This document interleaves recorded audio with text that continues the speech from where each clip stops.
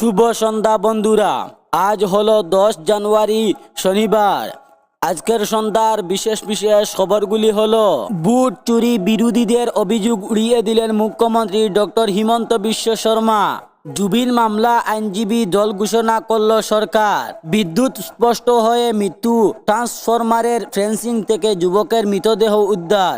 শিলচরে চাঞ্চল্য। 13 জানুয়ারি রাজপুরে আসছেন মুখ্যমন্ত্রী। প্রস্তুতি খতিয়ে দেখলেন কৌশিক রয়। 14 দিন ধরে নিখোঁজ যুবকের মৃতদেহ পুকুর থেকে উদ্ধার বদরপুরে। নাম পরিবর্তনের বিরুদ্ধে আন্দোলনকে জোরালো করতে তৎপর সংগ্রাম কমিটি।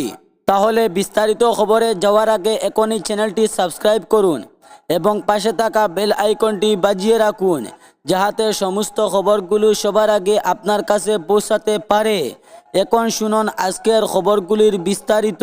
প্রথম খবর, বুট চুরি বিরোধীদের অভিযোগ উড়িয়ে দিলেন মুখ্যমন্ত্রী ডক্টর হিমন্ত বিশ্ব শর্মা। বিরোধীদের বুট চুরির অভিযোগ ফুৎকারে উড়িয়ে দিলেন মুখ্যমন্ত্রী হিমন্ত বিশ্ব শর্মা।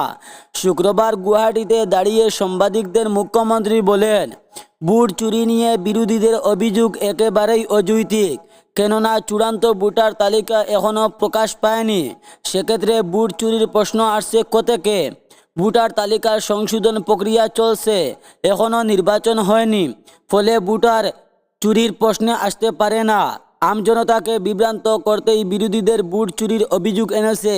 মুখ্যমন্ত্রী বলেন, বুট চুরি নিয়ে বিরোধীদের ইজহারেও কোনো যুক্তি নেই। ভোটার তালিকার সংশোধন প্রক্রিয়া কোনো রাজনৈতিক পদক্ষেপ নয়, নিয়মিত প্রক্রিয়া এর আগেও হয়েছে।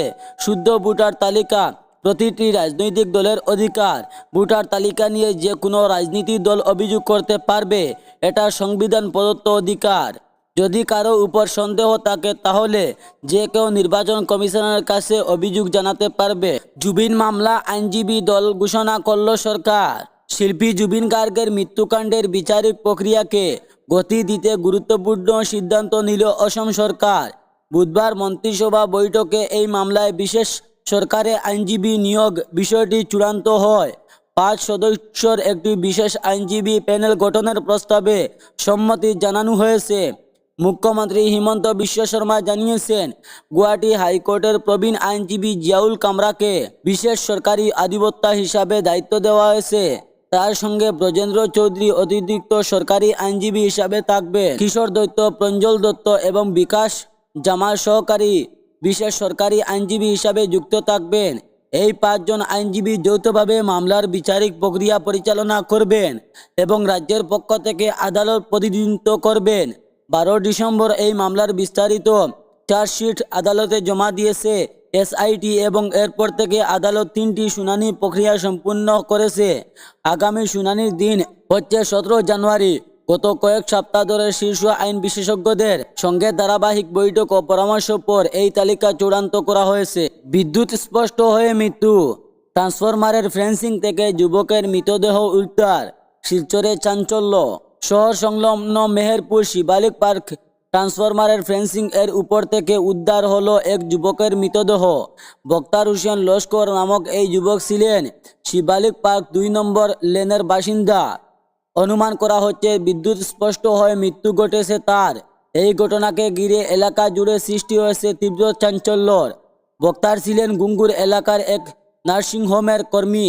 শুক্রবার সকালে শিবালিক পার্কে বাড়ির আদুরে একটি ট্রান্সফরমার ঘিরে রাখা তারের ফেন্সিংয়ে এর উপর তার মৃতদেহ পড়ে থাকতে দেখা যায়। প্রত্যক্ষীরা জানিয়েছেন, লতা জাতীয় গাছে আজাতিত ফেন্সিং এর উপর পুড়েছিল বক্তারের মৃতদেহ। মৃতদেহর কোমর থেকে নিচের অংশ ছিল রাস্তার দিকে, উপরের অংশ বুকে ছিল ভেতরের দিকে। ফেন্সিং থেকে হাত ছোঁয়া তুলাতে ট্রান্সফরমারের নিচে রয়েছে প্যানেল বোর্ড। ওই প্যানেল বোর্ডের দরজা ছিল খোলা। অনুমান করা হচ্ছে বক্তার ফেন্সিংয়ের উপরে উঠার পর তার মৃত্যু ঘটে। 13 জানুয়ারি রাজপুরে আসেন মুখ্যমন্ত্রী। প্রস্তুতি খতিয়ে দেখলেন কৌশিক রায়। মহিলা উদ্যমিতা প্রকল্পের চেক বন্টন করতে আগামী 13 জানুয়ারি কাটিগড়া আসছেন রাজ্যের মুখ্যমন্ত্রী ডক্টর হিমন্ত বিশ্ব শর্মা। এ উপলক্ষে পশ্চিম কাটিগড়ায় রাজপুর বাগান মাঠে মুখ্যমন্ত্রী সভা অনুষ্ঠিত হবে। শুক্রবার মুখ্যমন্ত্রী সভার প্রস্তুতি খতিয়ে দেখলেন বরাক উপত্যকার উন্নয়ন বিভাগের মন্ত্রী কৌশিক রায় এবং প্রশাসনিক কর্তারা। জেলা বিজেপির সভাপতি রূপম সাহা, সহসভাপতি বিপ্লবকান্তি পাল, কাটিগড়া 4 মণ্ডল সভাপতি যথাক্রমে নিরাপদ দেব, নিত্যগোপাল দাস, বিশালক্ষ দেব, মিটন শুক্লবৈদ্যের সঙ্গে নিয়ে মন্ত্রী কৌশিক রায় সাংবাদিক মাধ্যমে জানান, এদিন কমপক্ষে 30,000 লোকের সমাগম হবে বলে তারা আশা করেছেন। এদিকে উত্তর করিমগঞ্জের বিধায়ক কমলাক্ষুদে প্রকাশিত সামাজিক মাধ্যমে মুখ্যমন্ত্রীর সভা সফল করতে যুব সমাজের প্রতি জোরালো আহ্বান জানিয়েছেন। কমলাক্ষের সমর্থকদের দাবি, মূলত কমলাক্ষের উদ্যোগেই মুখ্যমন্ত্রী আসছেন। এই প্রকৃত যে প্রশ্নটি খুবই প্রসঙ্গিত তা হলো, এই সভায় কি কাটিগড়া বিজেপি কর্মকর্তারা মন থেকে উপস্থিত থাকবেন? 14 দিন ধরে নিখোঁজ যুবকের মৃতদেহ পুকুর থেকে উদ্ধার বদরপুর ঘাট, বদরপুর রেল স্টেশন সংলগ্ন ধর্মনগর কলোনিতে এক চাঞ্চল্যকর ঘটনা ঘটেছে।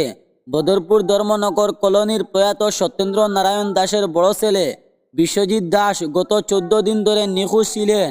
তিনি পেশায় একজন ইলেকট্রিশিয়ান। এই ঘটনার পরিবারের পক্ষ থেকে বদরপুর থানায় একটি নিখোঁজ সংক্রান্ত অভিযোগ দায়ের করা হয়েছিল। পরিবারের লোকজনেরা বিভিন্ন জায়গায় আত্মীয় স্বজন ও পরিচিত মহলে খোঁজ করার পরও নিলেনি কোনো সন্ধান। মঙ্গলবার বাড়ির ছোট ছেলে পুকুর পাড়ে কাজ করতে গিয়ে হঠাৎ নজরে পড়ে পুকুরের মধ্যে কচুরি পানার মাঝখানে একটি মৃতদেহ বাড়ছে। এরপর কাছ থেকে গিয়ে দেখেন তার নিখোঁজ ভাই বিশ্বজিৎ দাসের মৃতদেহ। বিষয়টি জানান হাতেই বাড়িতেই হইচই শুরু হয় এবং আশেপাশের লোকজন জড়ো হন আর খবর দেওয়া হয় বদরপুর থানায়। নাম পরিবর্তনের বিরুদ্ধে আন্দোলনকে জোরালো করতেও তৎপর সংগ্রাম কমিটি।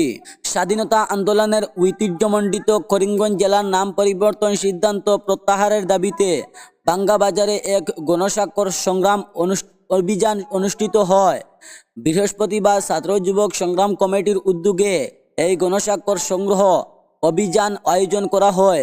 এদিন কর্মসূচিতে উপস্থিত ছিলেন ছাত্র যুব সংগ্রাম কমিটির অন্যতম আহ্বায়ক সঞ্জিতা শুক্লা, সংগঠনের কোষাধ্যক্ষ সুজিত কুমার পাল, কার্যকারী কমিটির অন্যতম সদস্য শেখর কুহার, পাপিয়া ইয়াসমিন, আশরাফ আম্বিয়া সহ অন্যান্য সদস্যরা। গণস্বাক্ষর সংগ্রহ অভিযান বাঙ্গা এলাকার সাধারণ মানুষের স্বতঃস্ফূর্ত অংশগ্রহণ এ ব্যাপক সাড়া লক্ষ্য করা যায়। বিভিন্ন শ্রেণীর ও পেশার মানুষ করিমগঞ্জ জেলার ঐতিহ্য ইতিহাস রক্ষার দাবিতে স্বাক্ষর প্রদান করেন, আন্দোলনের প্রতি তাদের সমর্থন জানান।